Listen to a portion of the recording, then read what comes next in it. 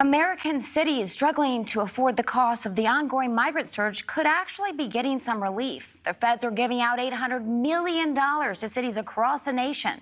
But in places like New York, where city officials expect to spend $2.7 billion to take care of asylum seekers, that money does not seem to be too much. Meanwhile, some lawmakers are calling to stop funding for migrant spending altogether. But with the end of Title 42, towns along the southern border say the money is crucial. Correspondent Jorge Ventura joins us live from Laredo, Texas. Jorge, how are these border towns affording this migrant burst? Well, Kelsey, it's been a little bit over a month since the expiration of Title 42, and border communities here in Laredo and major cities across the U.S. are still dealing with the thousands of migrants crossing into the U.S.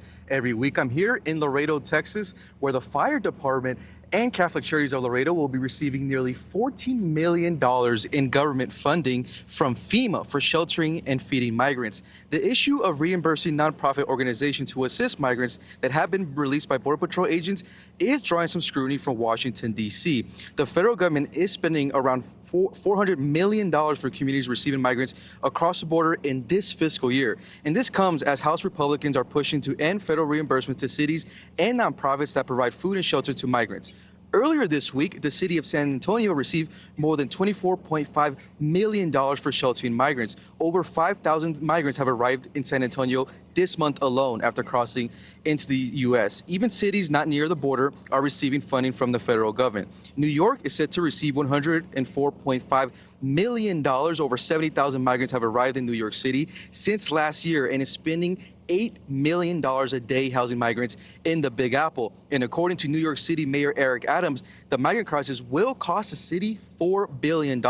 In Colorado, the city of Denver is set to spend around $40 million this year in housing migrants arriving from the southern border, according to Colorado's Common Sense Institute. In Chicago, City Council recently approved $51 million in funding to shelter migrants arriving to the Windy City. And Republicans in Congress are making the argument that by funding these nonprofit organizations, that would only increase illegal immigration into the U.S.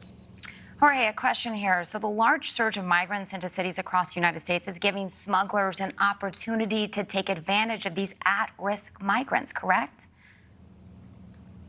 Yeah, that's right, Kelsey. So the smugglers really view these migrants as an opportunity to make money, but the United States government is fighting back. Federal authorities in New Mexico have actually arrested 6 members from the alleged group, the Lopez crime family. This family actually was running a smuggling ring that brought migrants into the U.S. and transported them across the country. The man who was the leader of this group goes by Uncle Tony, or Tío Ronnie, is the alleged leader of the transnational criminal organization with associates in Guatemala, Mexico, and the United States. It also charges Rosa Adriana Lopez Escobar, a.k.a. Tia Rosa, with overseeing a network of mid-level smugglers who recruited foot guides, drivers, and caretakers of the unauthorized migrants. The Lopez crime family mainly operated in New Mexico, Arizona, California, and parts of Texas. The federal government is seeking forfeiture of the alleged money they made and also the vehicles that this smuggling ring was making. But it was a tri-state smuggling ring, and so far 6 members of that Lopez crime family